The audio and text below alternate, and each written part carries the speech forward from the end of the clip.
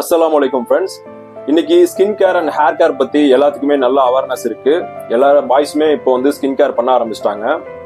நான் என்னோட 29 இயர் ஆச்சு, இது வரைக்கும் எந்த ஒரு ஸ்கின் கேரும் பண்ணல.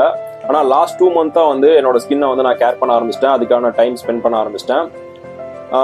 இதுக்கு என்னென்ன பேசிக்காக தேவை அப்படின்னா, ஒரு face wash, moisturiser, pimple removing cream, dark spot removing cream, இதெல்லாம் வந்து லோ பட்ஜெட்டில் எங்கே குவாலிட்டியாக கிடைக்கும் அப்படிங்கிற போது நம்ம பிரதமர் மோடி மெடிக்கல்ல இந்த ப்ராடக்ட்லாம் கிடைக்குது. இது எப்படி யூஸ் பண்ணணும் அப்படிங்கிறதையும் நான் உங்களுக்கு இந்த வீடியோவில் தெளிவாக சொல்கிறேன். சாலிசிலிக் ஃபேஸ் வாஷ் 1%லயும் கிடைக்குது, 2%லயும் கிடைக்குது. உங்களுக்கு ஆக்னி ப்ராப்ளம் சீரியஸா இருந்துச்சு அப்படின்னா 2% யூஸ் பண்ணுங்க. இல்ல டெய்லி பேஸ் யூஸ் பண்றதுக்கு 1% யூஸ் பண்ணுங்க. இதுல ஃப்ராக்ரன்ஸ் எல்லாம் இல்ல, உங்க பிளாக் ஹெட் ஒயிட் ஹெட்ஸை நீக்கி நல்லா டீப்பா கிளீன் பண்றது.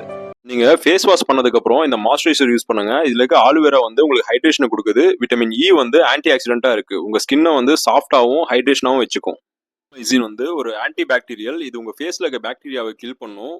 உங்க ஃபேஸ்ல இருக்கிற பிளாக் ஹெட்ஸ் அண்ட் ஒயிட் ஹெட்ஸை வந்து ரிமூவ் பண்றதுக்கு இது நல்லாவே. அடாப்ளின் வந்து உங்க பிளாக் ஹெட் போர்ஸை வந்து ஓபன் பண்ணி கொடுக்கும். உங்க ஆயில் ப்ரொடக்ஷனை வந்து கம்மி பண்ணும்.